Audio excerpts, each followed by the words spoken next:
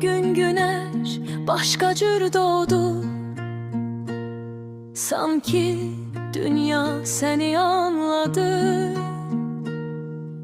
Tekvimde bir tarih var indi.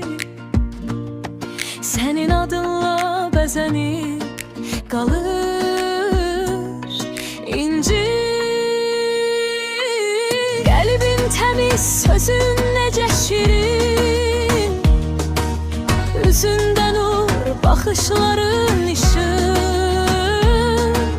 Her ahdımın yine ümit getirir. Her gülüşün yaz kimi açır bağları.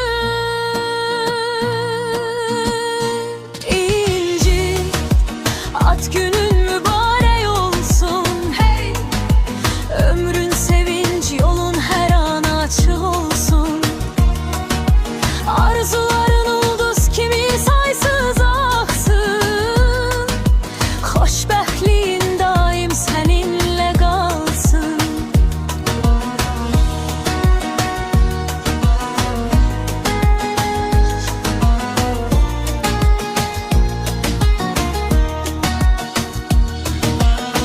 Geçen iller nağıl kimi, her sayfa senden danışır. Bugün senin günündür inci. Dua senin adını çağırır.